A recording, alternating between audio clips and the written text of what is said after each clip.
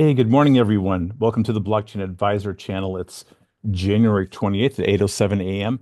Here at the Blockchain Advisor, we are incorporating OG, old gangster technical analysis, with some digital assets. And so we are bridging the gap between traditional investments and digital assets. Thank you so much. We're just going to do a quick update and look at a few charts while we're here. And I'm going to share my screen with you. Just give me a moment. I'm going to share. All right, so now you should be able to see my screen. Now, this is the relationship between XCN, Onyx Coin, and XRP. As you can see in this old school OG point and figure chart, that XCN has been on an absolute tear for the last month or so versus XRP.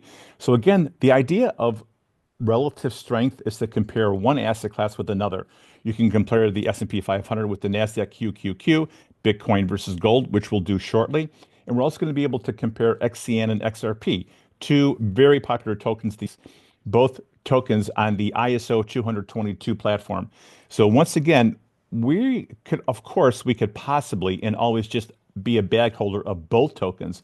But the goal here is to be a little bit more savvy, a little bit more nimble, and that we only have limited resources with an unlimited number of tokens. So we want to make sure that we are leaning our portfolio in a direction that's going to give us the most bang for the buck.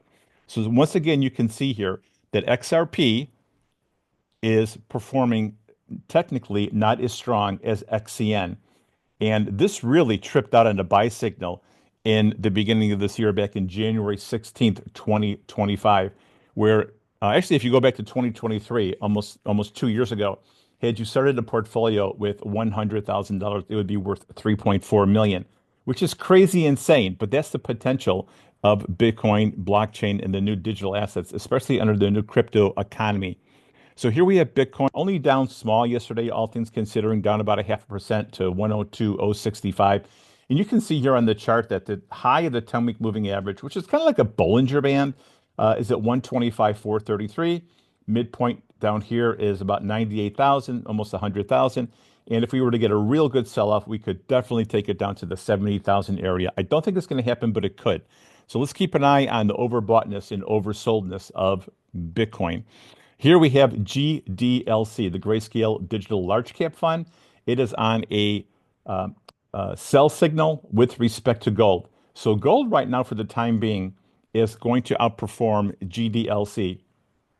And it's really interesting here because we had a great rally again in the beginning of this year, when actually toward the end of last year, went into a column of O's, which means supply is out there. That means the relationship between GDLC and GLD is negative.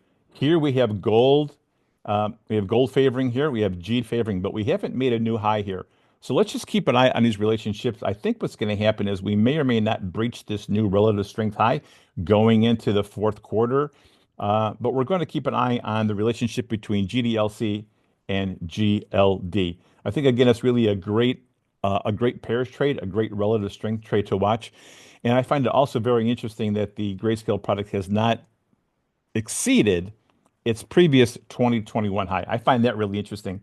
So once again, if you like relationships, if you like relative strength, if you're a little bit more OG, give us a like, follow, and share. We would really appreciate the channel, blowing up. We've taken a couple of years off because of the regulatory environment that we found ourselves in.